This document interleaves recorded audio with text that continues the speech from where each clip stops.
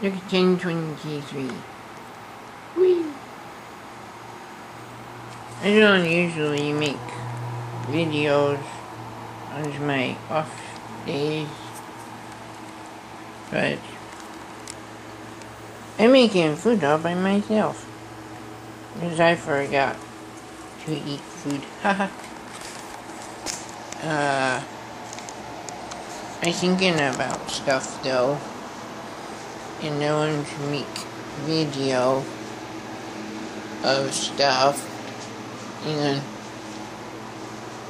cause in nighttime, and I guess we get some food. Yes, my belly will be really hungry.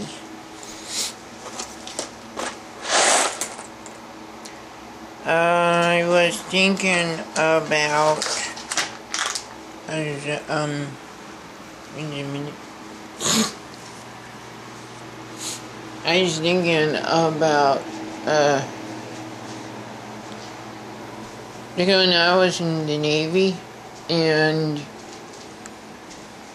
we went and was in the desert, and we went to this place where they serve lots of food, and they have meats and things, and that's really good. And I thought it was a wilderness restaurant place. This is what I thought. Then later I find it out that it was this family that is a tribe. They have a family tribe. And the food that they offer is the only food that they have. Then I thought that I felt kind of bad for myself, as I didn't realize the depths of their sacrifice that they made. At the time, I did not get to show my appreciation that they give the strangers from a different place, and they put their lives on the plate and hand it to us. So they give us their lives because it's all that they had. There's like nomad people, they travel in tents. They don't have a home or a place to live at. They just travel all around. So then I thought, was a lot of what the modern teaching people, and they try to talk about salvation and things, and they don't explain that you don't know the depth of the sacrifice that is for. So I thinking about that, and I thought, because I want to tell somebody about what is salvation, because it does not make any sense. It's kind of odd. So it has to explain that when you look at the world all around you, then you see that there's all kinds of people. Some people do good stuff, and some people do bad stuff. Which bad people get punished, but some bad people, they go and keep on living. So there is justice, and there is mercy, and there is grace. So, for the ultimate creator of the world, would have to be justice and mercy and grace. And look over all the different things that says, I am God, and all the other ones, they don't line up. So it's only the Holy Bible God is justice and mercy and grace.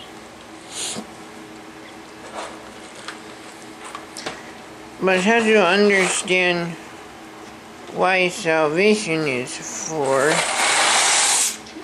noodles going in the pot is because of God is absolutely totally perfect, and God is also creator of everything that is, and God is life, and life comes from God. So separating from God would be the opposite of God, that is to be dead. So because God is absolutely perfect, and then this one man, he decided he wanted to be imperfect. So he disobeyed God's perfect rules, and he become imperfect. And he cannot be dwelling with God anymore. Now he's separate from God. And so everybody is living in the shadow of God on earth, because we still have the shadow of His life. But once your body stops working anymore, then you leave God's shadow, and then you are dead, because a part of from God is dead, because God is life. So we are leaving from God's shadow. Ooh, that's a long time. And there we go. So the way that I try to explain how all of it works, that you think about the person and they do something and you don't like it and it makes you really irritated, and you say to yourself, they should know better, and I am offended because they should know better. I am mad because I don't like them. Then you think about God, and He is absolutely, entirely, completely perfect, and He's like beyond perfect. And then He looks at imperfect people with loving and gentle eyes. That is what makes God different than all other everything else. He's the only one that can be absolutely perfect, and then He reached down for imperfect people to help them. And since that people became imperfect, we cannot understand what perfect actually means, because I've seen that people say perfection is a goal, an achievement, and you try to achieve it, and you reach out and try to get and attain it. But perfection is not what you get, it's who you are. You be perfect. And this is what the human brain cannot understand, does not know what is perfect is.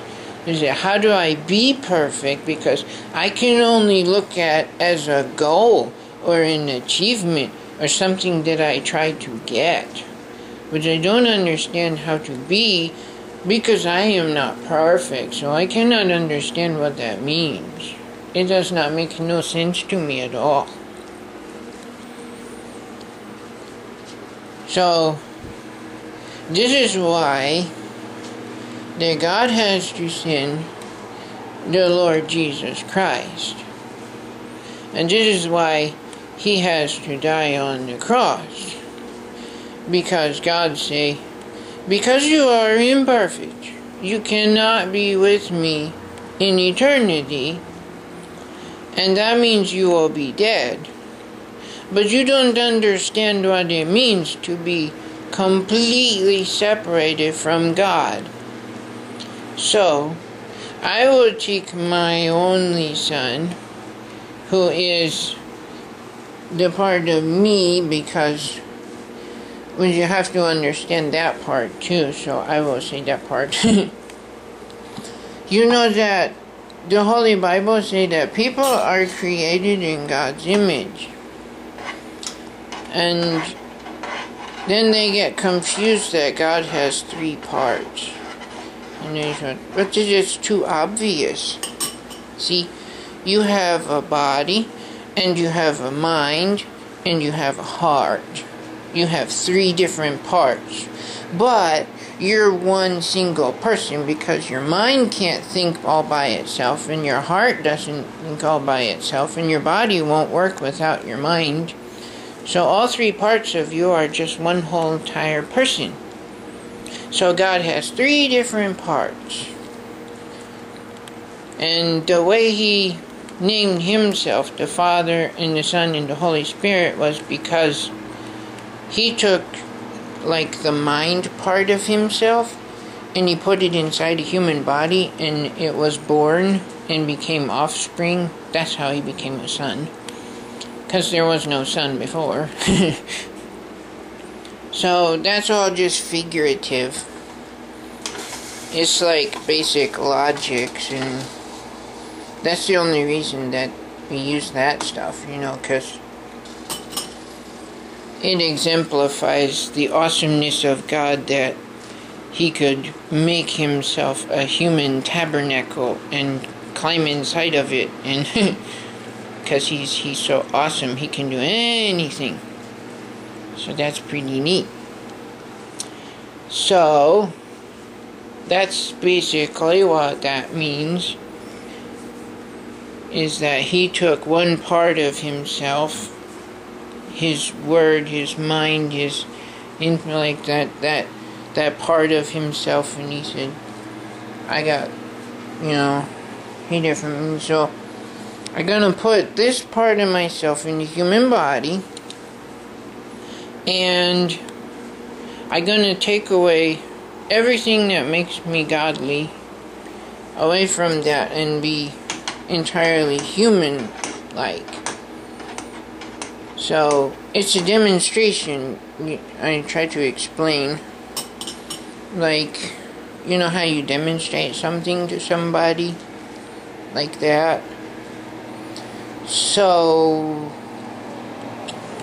this, when you try to understand what the cross is really about, is God is showing what it's like, because no human being could survive the demonstration. That's the whole main thing. No human being could survive the actual demonstration, so God had to use Himself to demonstrate. He's the only one that could actually make it all the way through to the end, to actually show what it's really like to be separate from God. Because everything that God is: life and love and hope and joy and peace and light and all the wonderful things that wonderful God is.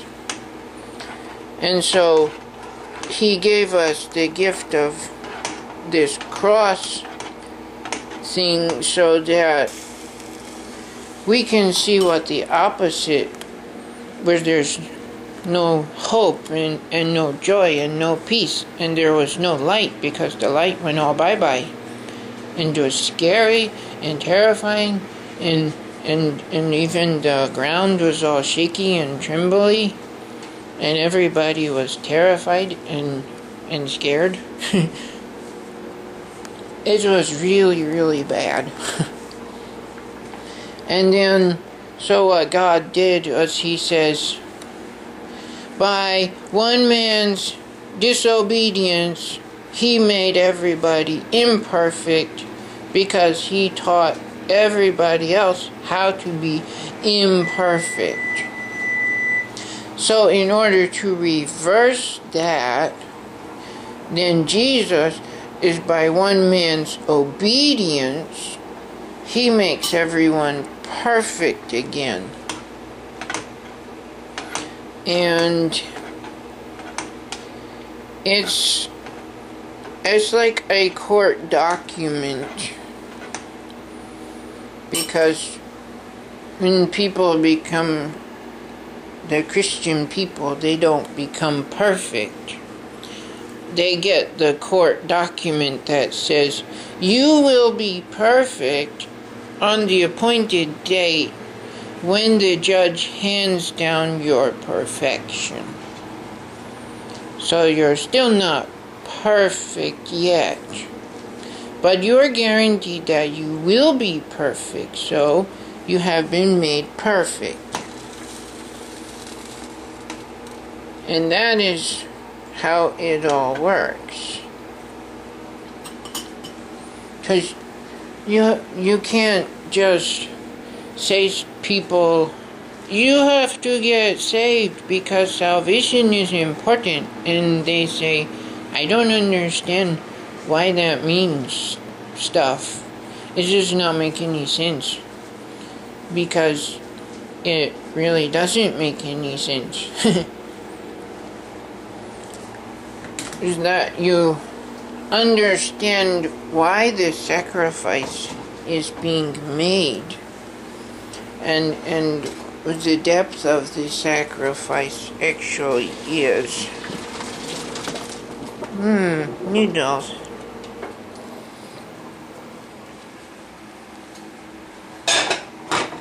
So I just put the camera on the tripod. I was trying to cut the cheese open. I said, cut the cheese, it's funny. Anyway, now I'm being silly. Put the camera. But you can only film the top. There you go. I did not get any bottoms yet. All I got is just a diaper. Where's my scissors go to?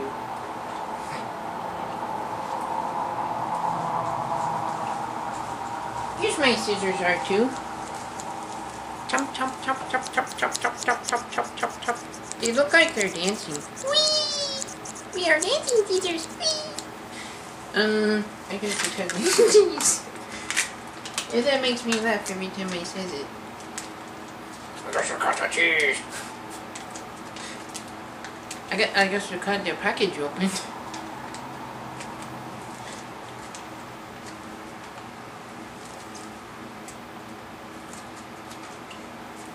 This is a good position for that is. Cheese, cheese, cheese. I will get back to talking after I get the cheese out.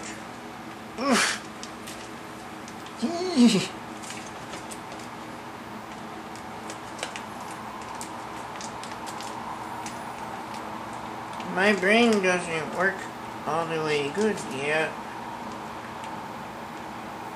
But eventually, it said to me, I'm hungry. I didn't get no food. Because it's almost 11 o'clock. Oh. I better make something really big to eat. Maybe that will make up for all day. And I will have lots of food all at once. There's just one little me and all of this whole box of food. The cheese is hard to get out. Out and going, cheese, out and going. Blech. Okay. Now I guess we'll put the toppings. Oh no, they exploded. Now I got to vacuum. Oh dear.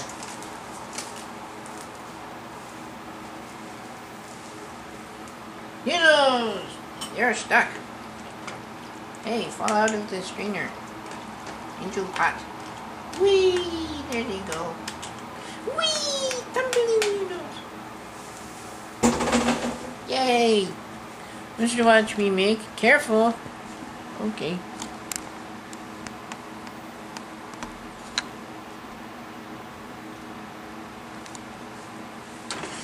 I just not want to film the diaper. It's rude. Yeah.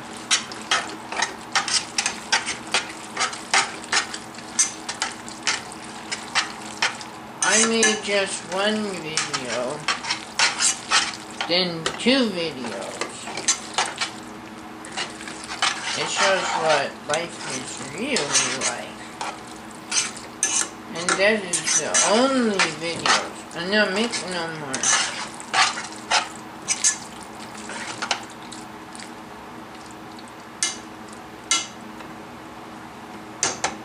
You have to understand diapers are disgusting. Nobody wants to watch that. Yuck. So you don't want to get that in front of camera lens.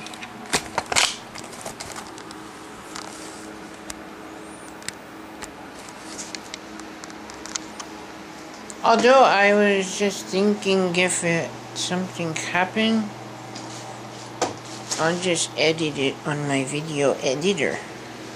I forgot about that. Look, my face is all scrubbed. It's furry. Yeah. This is a good indication if my brain is working good or not. There's video editor. It's making a video. 18%. Ooh, puppy dog. It moves really slowly on the picture part. Yeah. So I could just edit it out, so I guess it doesn't matter. I feel silly for bringing it up in the first place. Sorry about that.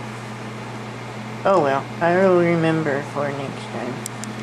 Then I won't have to worry about none of it at all. We can talk about happy things. Oh, like I forgot to set the timer. There we go. So, I was thinking about stuff. Now I gotta remember, where did I put my stuff I was thinking about? Oh, I left this on. Let me turn it off. There we go. Stuff. Oops, crooked. There. Where it was that it went to? You can look at my cars while I think. How did I get there?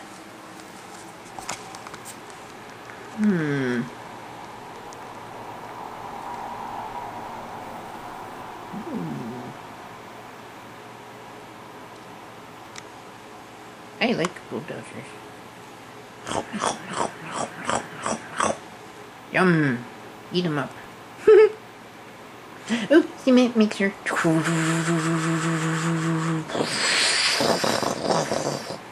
Making lots of stuff. There's a Jeep and he crashed into a snowplow. How'd that happen? You're not supposed to crash into the snowplow. You don't have to send the fire engine.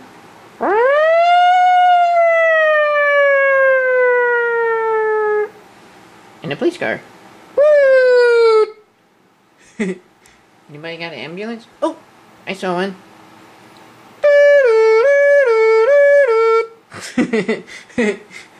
Wait, I was thinking you got the wrong file. That was the one from when we lived in Germany. Yeah. No, not Germany. Where was that? Oh, 'cause it looks like a 1980s ambulance. That's what happened. No, the one from Germany is the one that goes... Yeah, that's the German one. Oh yeah, that's the 1980s ambulance.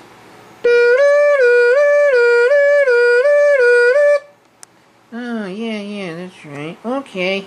You got me all confused there. I'm still trying to figure out how to do the modern one because it's so weird. It's like this... Yeah. Just imitate a Bugs Bunny character. Get out of the way. They don't even sound like ambulances no more. I like the old ambulances better.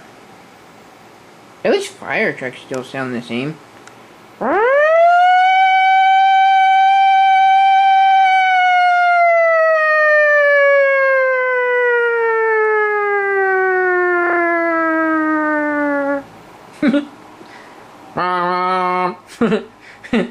Cool. Oh well. I just will get back to my talking thing. What was I talking about? Because God is all powerful. Maybe He will remind me. What was I talking about again? Oh, the cross. It was about the cross. That it was. And why it demonstrates separation from God. Yeah. That's why I have one in here. My Christmas cross. But with Patrick. But he's a star. That's why he's on the top of the Christmas tree. In case anybody was wondering, why is Patrick sitting on the cross? He's the star of the Christmas tree. Patrick's star. Besides, he's kind of cute. Hello, everybody. I like Patrick. He's funny. And then there's the lion and the lamb. Meh. What is the lion?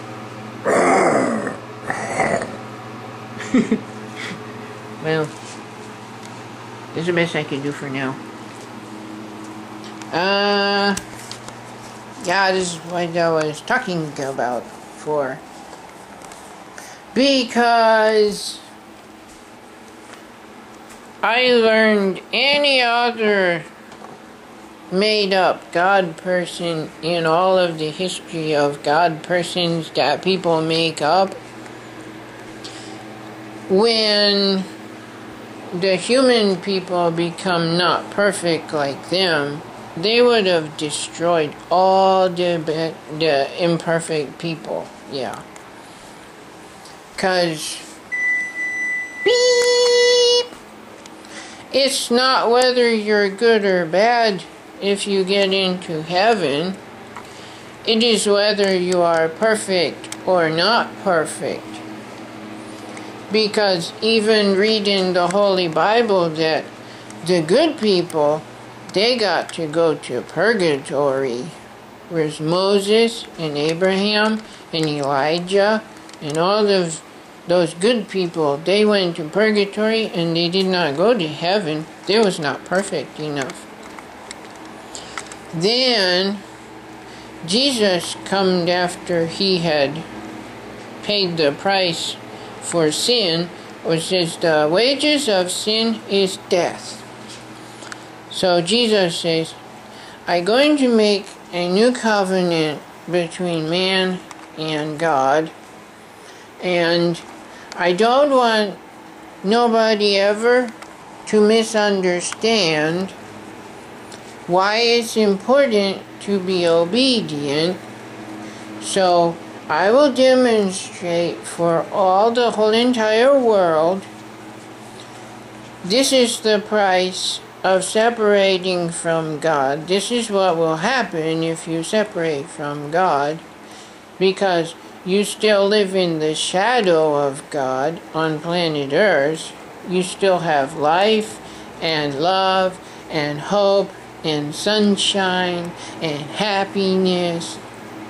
But when your body stops working and you leave off of planet Earth, you leave the shadow of God, and then there is no more of anything of God. And that is what the cross is to demonstrate. What is it like to leave the shadow of God? What does it really look like to actually be completely separated from God? And that is why Jesus dies on the cross. And they says, He died for you and for me. And the logical person like myself, they says, why?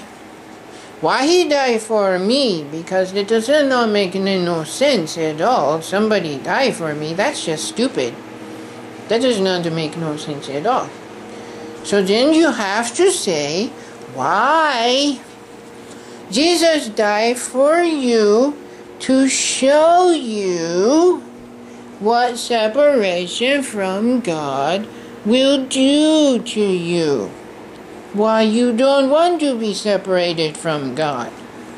Why you want to be in fellowship with God. Because what happened on the cross will happen to everyone who is completely separated from God.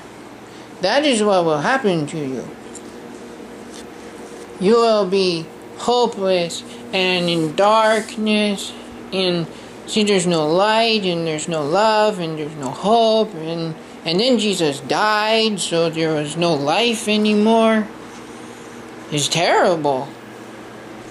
That's why He died on the cross, for you and for me.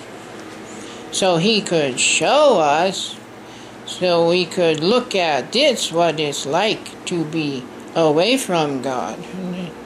Then when I thought about that, I says, this is not good. I don't want to be that way.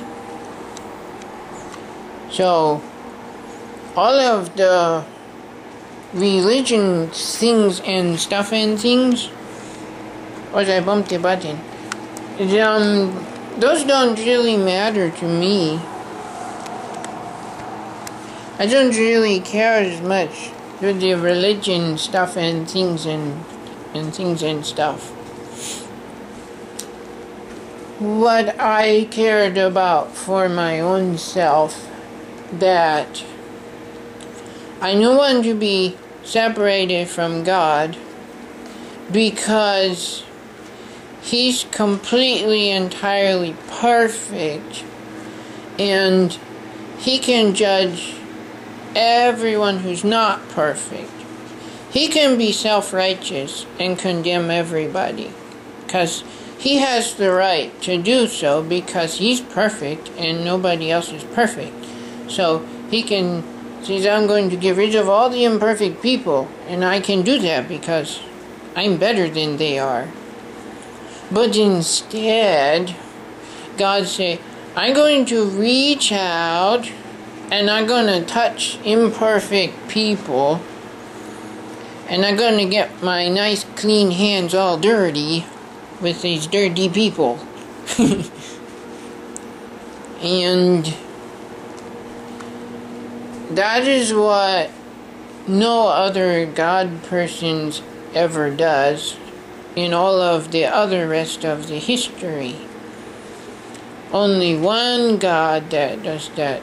And He proves that He is God over all that exists, because if somebody really was in controlling of the world and all the people, and they weren't God from the Holy Bible, why would they let the world and people keep on going on and on? Because it's all messed up. and lots of people are bad and do lots of bad things and ruin the planet and even ruin the whole universe. They make a big mess out of everything. There's all kinds of trash and things in outer space now. Everything is all messy and ruiny. So, only one God could actually be in control of everything. And He will have to be a loving, caring, compassionate God who understands from His perfection that you have to work with little imperfect people.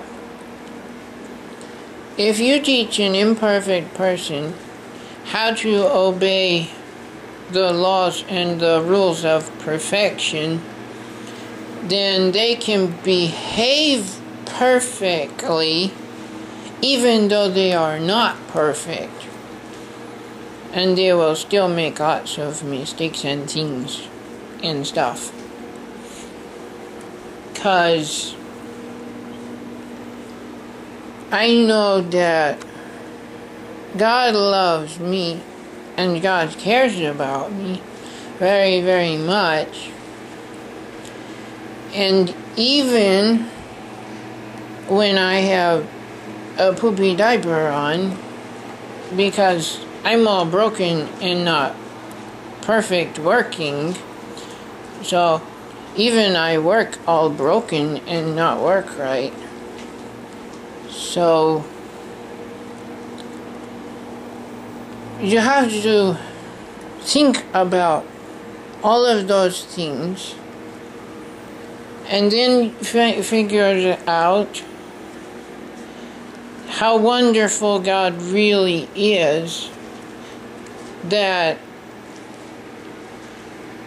He's holy, He's perfect, there's nothing wrong with Him at all, and He reaches down and He reaches out to the imperfect and the unholy and the all broken and messed up people, and He says, I want to help you. And if you accept the price for your being separated from me because you are imperfect, then we will make a friendship, and I will make a covenant with you, and in my covenant with you, I will take the wages of your sin that I placed on Jesus, and He pays for your wages.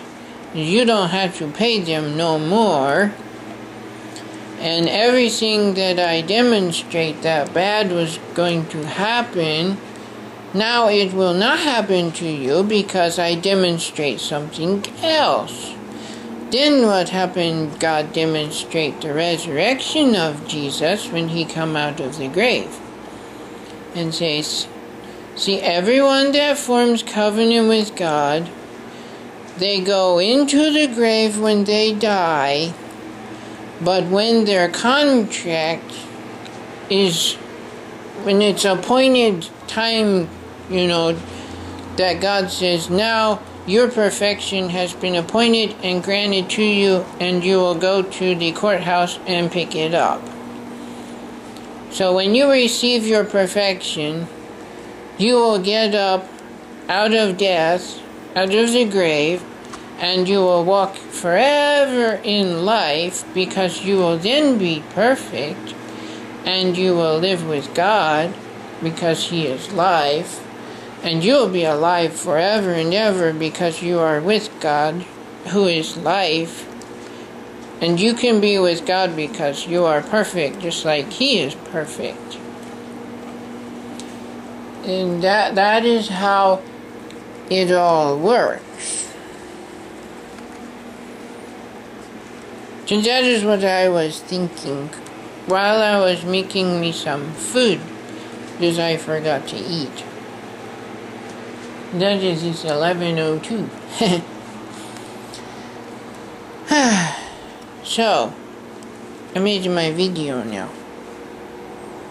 40, something and the other. 40.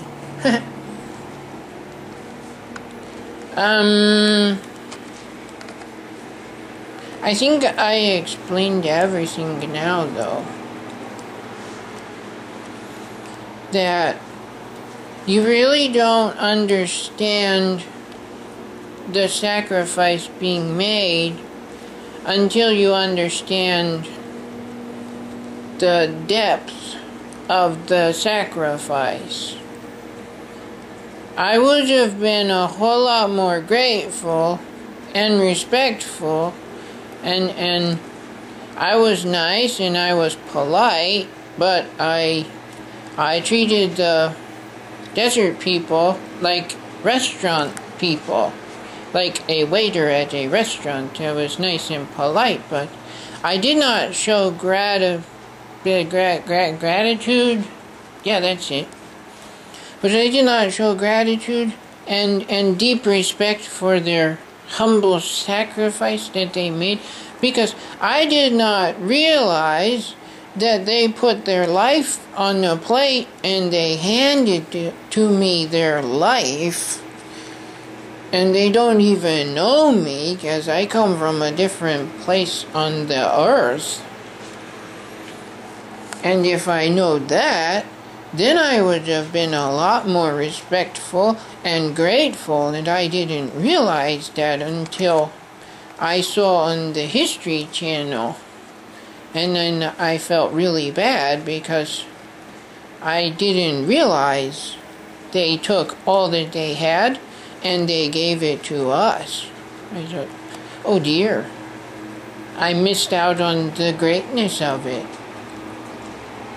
So, when the person on television say, you must be saved and salvation important and stuff, and they don't explain why the understanding of it, then you don't understand why it's so special. It just doesn't make much sense. It's not special. But you have to understand why it's so special. That is why I have a Christmas cross. Because in the deadness of winter time, we celebrate the life that God brought into the world. While everything was dead, God brought life, and He delivered it to us.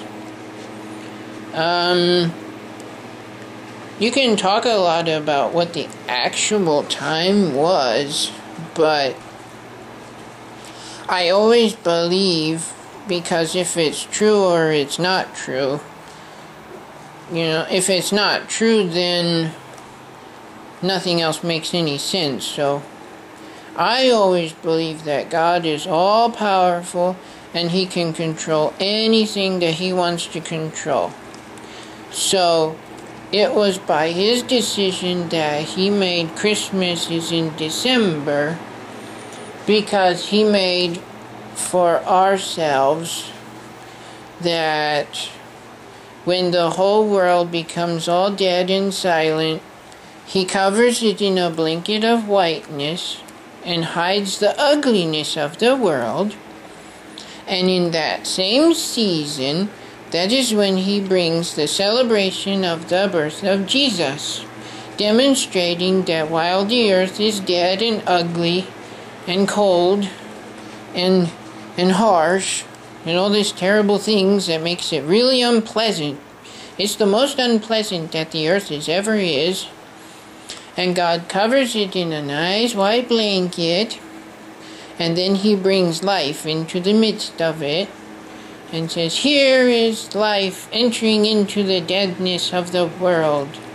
And then we put up all kinds of bright, colorful lights and trees and celebrations, and we have the most fun in the whole seasons of the world. In the worst time of the earth, we have the most celebrating fun. And that is what God done for demonstration.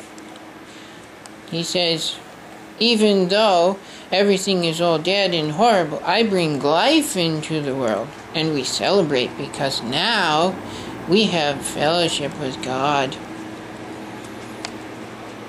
And the price for sin has been paid, which ultimately, the price for being sinful is, sin is not perfect. It's the opposite of perfect. That's what I was explaining.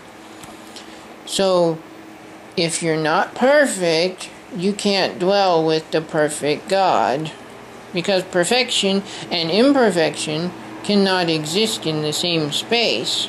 They contradict each other.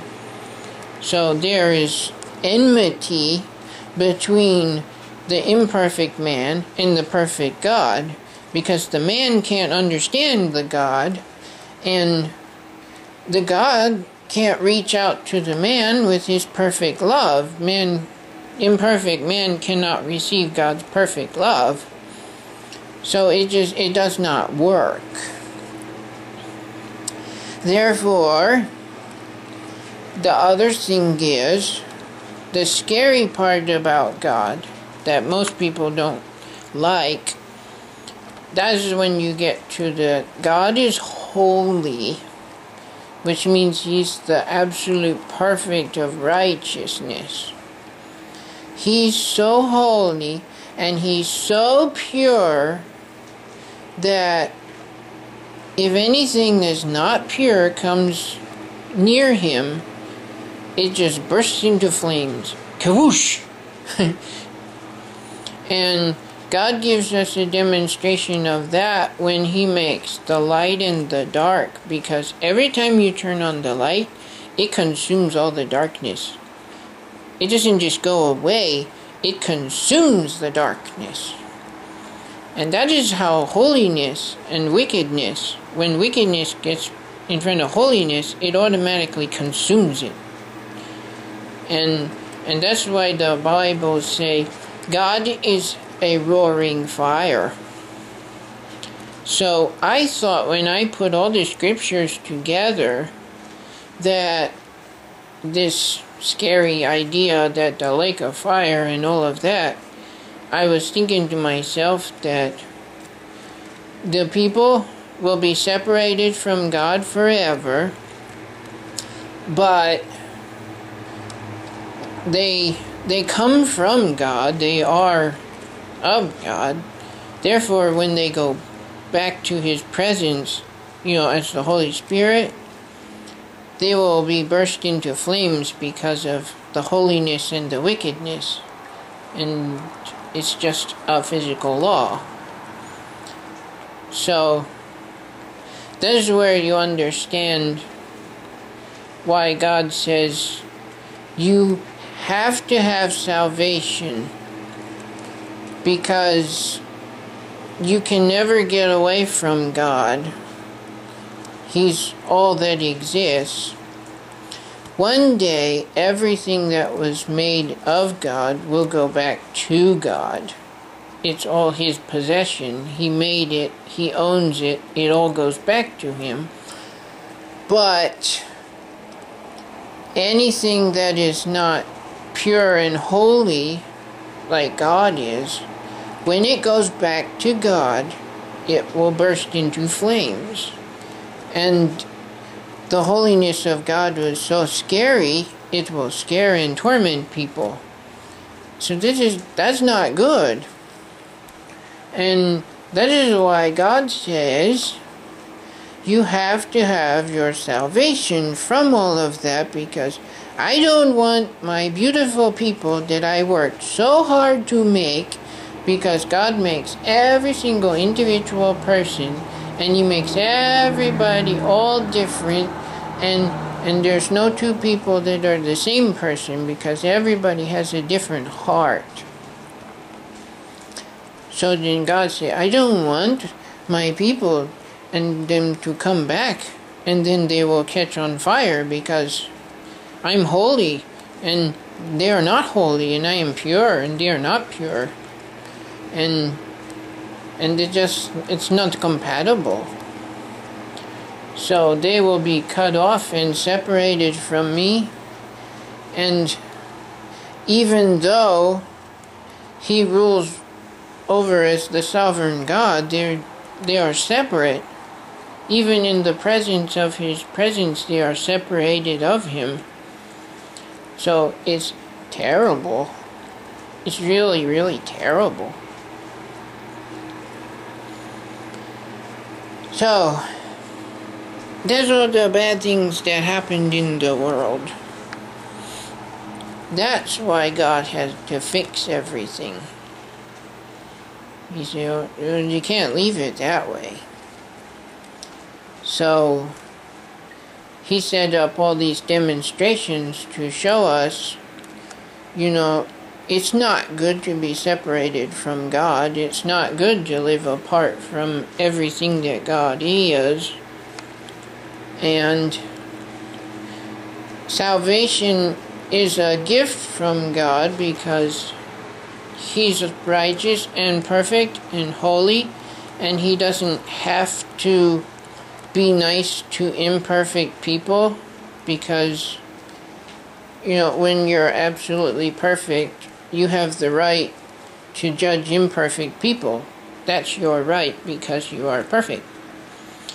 So it's really amazing that God doesn't judge imperfect people, but he gives them the opportunity to enter into a covenant, and through the covenant of obedience, he can teach them how to behave perfect. And once these people learn how to behave perfect, then at the appointed time, he can consecrate them and consummate them, and he will make them into perfect people through transformation. And that's why he created a butterfly, because he say, I'm going to take away the old things and I'm going to make everything new. And most people think that as God takes away the old and makes something new, it's like you take something away and you put something in. But with God not working that way, when he take the old and he make it new, it's like whoosh, transforms it. He transformed the old into the new, as he makes a caterpillar into a butterfly. So the caterpillar turns into a butterfly, but he doesn't replace the caterpillar, he transforms the caterpillar. So that is what God's plan is. Once everything has been done that needed to be done, and when we get to the end of all of the history, because I think a lot of is for like the angels and everything, because every single being that lives learns about God by watching God, because he's so wonderful, he's hard to understand. So even the angels, they are watching what goes on in the world, and God is showing he's merciful and compassionate and loving and caring, and he's not just the all-powerful being that is worshipped, because most everybody thinks that God is the all-powerful being because he's holy and he's bright and he is super powerful and he creates stuff from nothing, and that's really fascinating and all that. But God really wants to show everything that exists that he made, that he is loving and compassionate and caring and kind and merciful and gracious. So he lets the world go on and on and on and on, and the longer it goes on, the more that the angel beings learn about the other side of God that isn't all big and powerful and flashy. You're like, wow, he's all like the big, powerful God. They learn the other side of him. That he's only big and powerful and flashy because that's what God is. That's what holiness and righteousness and purity and perfection and all of that is bright and flashy and powerful. But who God really is his heart. And like when you look past all of his bright and shininess, then you see that he's loving and caring, and he has a heart that loves everything.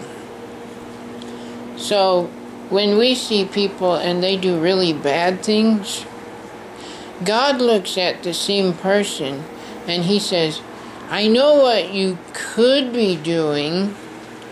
And so he keeps trying all the time to guide them into doing the right thing. Because he never gives up on somebody. And I was thinking a good example was like between Saddam Hussein and Osama bin Laden. Because a lot of times people scratch their heads, why these bad people, they go on and on and on and on and on. You say, well, because God gives them the longest time to change their mind from being bad. He waits and he waits and he waits and he waits and he tries everything he can possibly try to convince them to stop being bad. But eventually, the time runs out, and God has to honor the love of all people, not just one person. And due to the rights of others, he has to judge bad people. If he doesn't judge bad people, then he doesn't love everybody. Because the bad people hurt good people. Or regular people. They don't even have to be good. Because sometimes bad people could hurt other bad people. So people are people, and God doesn't say good people and bad people. He just says people. So if you hurt any people, then God, he has to uphold the rights of those people. It's like, that's not right for you to hurt that person. So eventually, God has to act on his justice. He says, oh, I've waited as long as I could possibly wait, and you still want to be bad, so now I will have to judge you, because you are bad, and the wages of sin is death. So then the day finally came that Saddam Hussein, he was died, and then Osama bin Laden, he was died. And that's when they were judged. And they went on and on and on. They had so much years that they could stop being bad. But that demonstrates how much God loves people, that he would let somebody like that to live for a long time. And I know that throughout their whole life that God was constantly trying to talk to their heart, and he probably sent other people to talk to them, and like some missionaries and stuff, and they probably heard the word, and they probably read the Bible, and they probably know the few scriptures, because God kept trying and trying and trying and trying, and they would not listen. And that is when God said, I have to judge you because it's right. If I don't judge you, then it will be wrong. I will be a bad God. So God is a right God, so he has to judge people that are bad. it's not right to let people that do bad things get away with it. That's not right. So, this should fully explain salvation and how it works, is why it's important. And then, if you watch this whole video, then you know the depth of salvation. Then you could actually understand that the preacher on the TV usually don't say why salvation important or why sacrifice and why Jesus died. I hear that a lot in songs and stuff too. Jesus died for you. And I am autistic, so my brain say, but that doesn't make no sense. That's just stupid. That's what my brain say, because it doesn't make no sense. Jesus died for me. That's the dumbest thing I ever heard. But you don't understand that why. So, I like to search and study and read stuff. So I looked it up for myself, and I read the whole entire Holy Bible. I read from the first of the book to the last of the book. So I can read and learn the whole entire thing. Then I understood, because I didn't know before, but you have to read the first of the book to the last of the book, and then the whole entire book makes sense. If you don't read all of the Holy Bible, not one bit of it makes any sense, because you can't put it together until you read the whole entire thing. It's one complete document.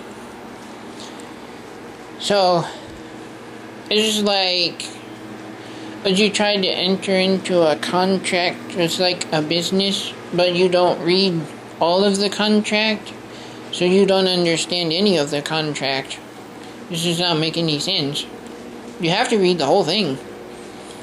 So, in order to understand the Holy Bible, you have to read the entire Holy Bible.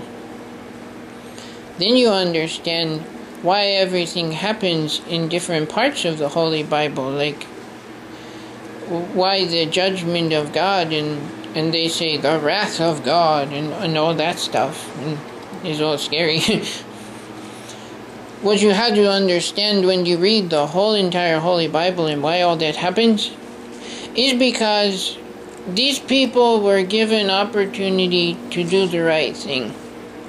And those people, they hurt a lot of innocent people. They were really bad. And because God loves all people, He has to judge the bad people who hurt the innocent people. Because the innocent people deserve justice. If you don't get justice when somebody does something mean to you, then it is injustice. And God will not be His proper character if He behaved injusticely. So, He has to perform justice. It's mandatory. That's part of Him being God.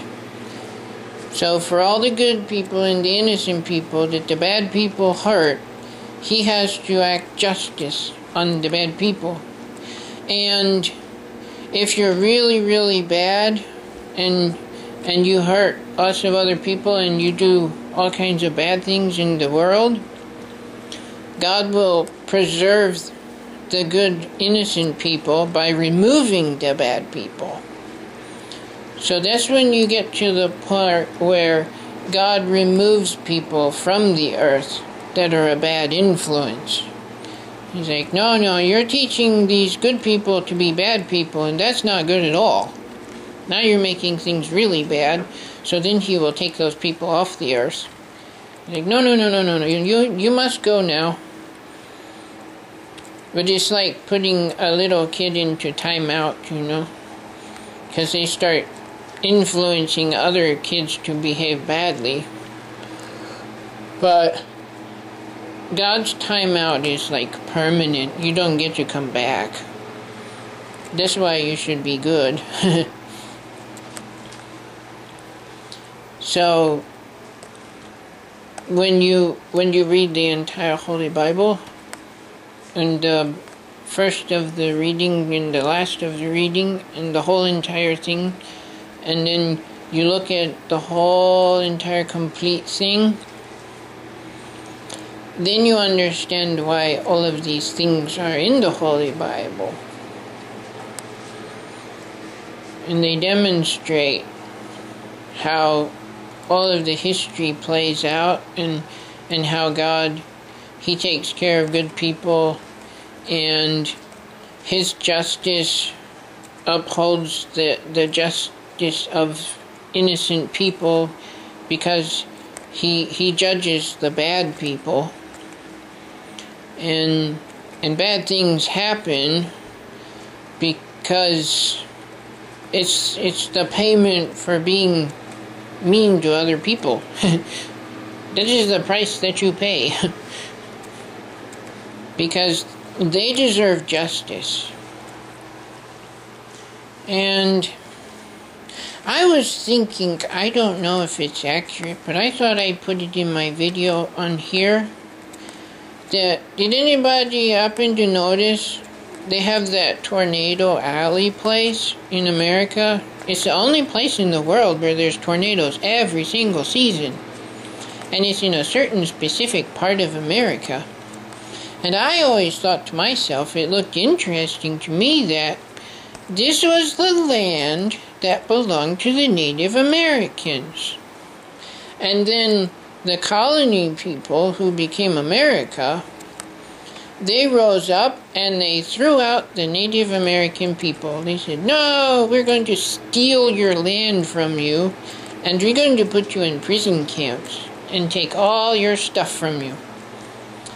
And I always thought it was fascinating to me that every year, on a certain time of the season, the sky becomes angry and wipes away all of the American buildings off of the land. Which is, it's kind of like reminding us, you did not pay for this land. It does not belong to you. So every time you build something on this land that doesn't belong to you, I'm going to wipe it off. I'm going to clear everything you put on this land off of it until you properly pay for it. Because we never bought the land from the Native Americans. And rightfully, I think, if they don't want to sell the land, it should be returned to them because it belongs to them. So that's why I think we have tornadoes every single season in a certain part of America, because that's the land we stole from the Native Americans. And God upholds the justice and the rights of the Native American people that says we stole their land and it wasn't right and it was wrong, and therefore we should not be able to live peacefully on their land because that's not right. So every year God comes with his tornado season and he knocks everything off of the land. He clears it off again. He's like, well, you keep building back on that land and it's not your land, so next year I'll be back and I'll clear it off again. Until you pay for it, it's not yours. And if they don't want to sell it, then you have to give it to them because it's not yours. It's not yours to have. And that's where I think you see the real, the beauty of God's justice. Because if you as a Native American person and somebody came in and they stole all that you ever had and they took it for themselves and they threw you in a prison place, that here's your pathetic little dry land that doesn't have anything at all. There's like no buffalo and there's no leather, and it's really hard to make anything at all to actually stay alive. It's terrible. Do you think that you would want somewhere, there's some God that's going to to repay the justice for the injustice that was done to you, because that hurts your feelings a lot and it makes you really, really sad. So I was thinking, if I was a Native American person, I would probably smile at the tornadoes, and I would say, God remembers that this is my land. God has not forgotten that this is my land that my forefathers gave to me, and it was ours, and it was stolen from us. And these people that stole it do not have the right to build on it because it's not theirs. And God remembers this, and He remembers me, and He remembers my forefathers, and He remembers the day that they stole this land from us, and He remembers all of that, and He sends the winds from the heavens and blows all their structures off the land and clears it off, and says, I will not forget that this land is yours, and I love you very, very much. And I will always, in my remembrance, I will clear off the land to remind you that I have not forgotten that this land is yours and it was stolen from you. And so, you see how wonderful that is if you are the Native American person? To be remembered after all these years. Years and years and years and years. And God hasn't forgotten. And every season, He blows everything out of the way again. Every time they build up buildings and stuff, He's like, not your land, and He clears it off again. Every season it happens. So, I really wouldn't be surprised if the American government fixed the problem and resolved all that, and then the tornadoes just went away. It wouldn't surprise me, but the rest of the world would be really shocked and be like, where'd the tornadoes go? It's like, well, once you resolve the problem with the land, the tornadoes will probably go away.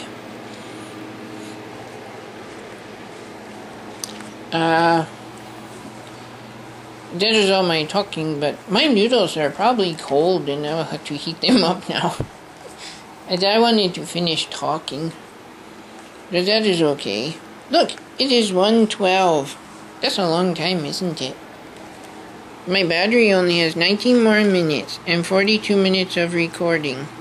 Wow. This is the most recording I made on one of my off days, when my face is all furry and I don't function very good, and I forgot to eat, and I forgot to change myself. I just forgot everything. Some days I have a hard, difficult time thinking about life stuff. But that's where I can go back to my example of God, which says He's 3 parts in one person. I'm 3 parts in one person, because my heart always works just fine. So even though my brain isn't really working that well today, I can still talk a lot because my heart is still talking. My brain is all fuzzy and foggy. Yeah, I'm still trying to get my focus. I lose my focus. But my heart works just fine, because that's a different part of me. I got 3 different parts, and they're all one of me. So, I can't be me without all the 3 parts of me. And me can't operate separate of me, because I'm me. That's how you understand who God is. He's 3 different parts, but there's just one of Him, because He can't operate apart from himself. But, what makes him special, though, is he can put himself in different places all at once. Like, back when he was on planet Earth, and he was also in heaven, and he was like, my father is in heaven, and the son is on Earth. And you're like, huh? You're like, well, I was born as a baby, so that makes me a son. And since God created the body that made me into a baby, that makes him the father. But Jesus constantly said over and over, he said, I and my father am one. And he didn't want to scare people into saying that I am God. So he just said, I and my father am one. And he said, the Son of Man, he didn't want to scare people, because they wouldn't understand the whole purpose of it. Back then, they didn't know exactly what all that was supposed to mean. And basically, was that God came to the planet Earth to demonstrate how we should live. That was the whole purpose for his coming to the earth. He says, I got different parts of my purpose. One of them is to show you how you should live and how you should take care of other people and be just like me. The other part is to demonstrate what it's like to be totally separated from God, and the actual price of sin, and what death really means. And then he was to demonstrate the new covenant that God was making between him and men and people in general. Yeah, was between God and people. My toe stopped working, it's all fuzzy. Ugh. Oops. I will try to walk on it. My nerves aren't functioning correctly. Yeah. Because I'm happy. But it's only 68. Oh well. It saves on the heater bill. Yeah. I messed up my thinking. Sorry. This is when my brain gets in the way. He's like, blah, blah, blah, blah. I'm saying stuff that doesn't make sense. Blah, blah, blah. It's like, hey, go back to sleep, brain. You're not working good today. Not doing a good job of anything. I didn't even get my food for today. So, I was talking about the resurrection then demonstrates the being back into fellowship with God. How that people can go from being dead to being back into fellowship with God. He's like, you are dead in your trespasses and sins because you are separated from God, and God is life. But entering into covenant with God through the sacrifice, which is the remission of sins, you become alive again. You enter into fellowship with God, and that makes you alive again. You come back into fellowship with life. Yes, God is life, and you come back into fellowship with life, and that makes you alive. So you will not be dead anymore. But in order for everything to be finished, like your life on earth, you have to die first. This is when Jesus goes into the grave. Say that you have to die physically first, then you will come alive after that.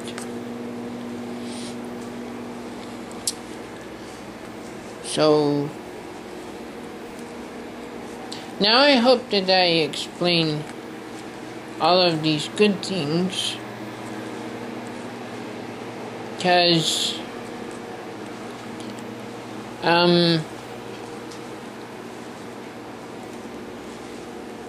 just my diaper got poopied.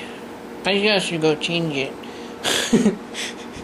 So now I got to turn off my camera so I can get cleaned up again, and then I can feel better. So I'm gonna do that. Then I will heat up my food stuff. This is probably cold. But anyway, I'm gonna get this all fixed up first. So, bye-bye.